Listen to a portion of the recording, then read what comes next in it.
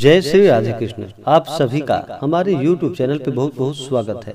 आइए आज सुनते हैं मासिक शिवरात्रि व्रत की कथा।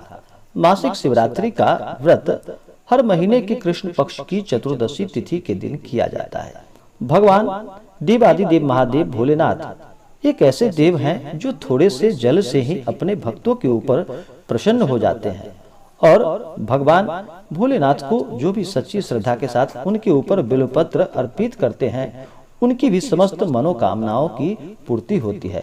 तो आइए सुनते हैं शिवरात्रि व्रत की कथा। तो बोलिए प्रेम से भगवान भोलेनाथ की जय। पौराणिक कथा के अनुसार पूर्व काल में चित्रभानु नामक एक शिकारी जानवरों की हत्या करके अपने परिवार का पालन और पोषण किया करता था।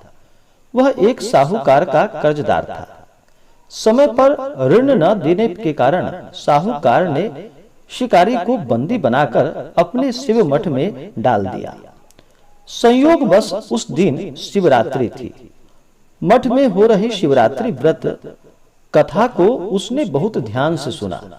जब शाम को साहूकार ने शिकारी से ऋण के बारे में पूछा तो उसने अगले दिन सारा ऋण चुका देने की बात कही। तो साहूकार ने शिकारी को बंधन मुक्त कर दिया। बंदी होने के कारण शिकारी बहुत भूखा था। शिकार की तलाश में जब अंधकार हो गया तो उसने रात जंगल में बिताने का फैसला किया।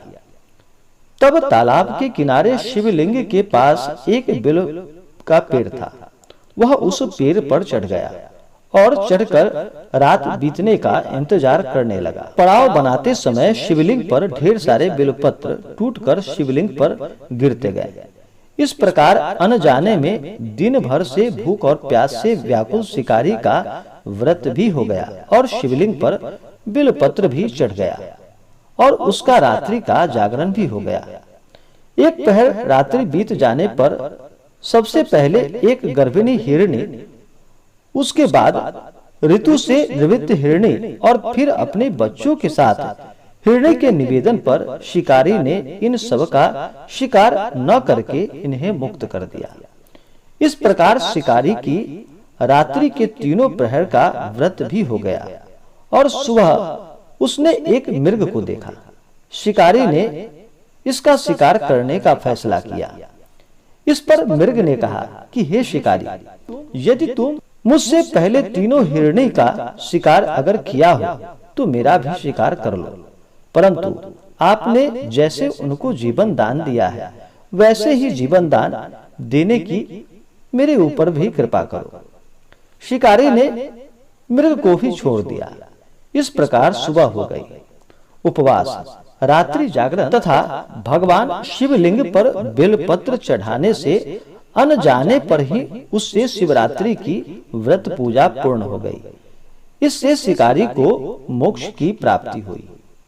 जिस प्रकार भगवान भोलेनाथ ने अनजाने में ही उस शिकारी के बेलपत्र को स्वीकार किया और भगवान ने उसे सभी प्रकार के सुख और समृद्धि तथा अंत में मोक्ष को प्रदान किया। हे भगवान भोलेनाथ, आपका जो भी भक्त सच्ची श्रद्धा के साथ आपका व्रत करे, आपका पूजन करे, हे भगवान भोलेनाथ, आप उनकी सभी इच्छाओं को पूर्ण करना और सदा सुख और समृद्धवान उन्हें बनाना। तो बोलिए प्रेम से भगवान भोलेनाथ की जय। तो आशा करता हूँ कि यह जानकारी आपको अच्छा लगा हो। ऐसे ही ज्ञानवर्धक जानकारियाँ प्राप्त करने के लिए हमारे इस चैनल को लाल बटन दबा करके सब्सक्राइब करें, साथ में बेल आइकन घंटी दबाएं ताकि मेरे वीडियो का नोटिफिकेशन आपके पास सबसे पहले पहुँचे। वीडियो को लाइक और अपने मित्रों तथा दोस्तों के साथ शेयर करें। सुखी रहे और स्वस्थ रहे। जय श्री राधे कृष्ण। धन्यवाद।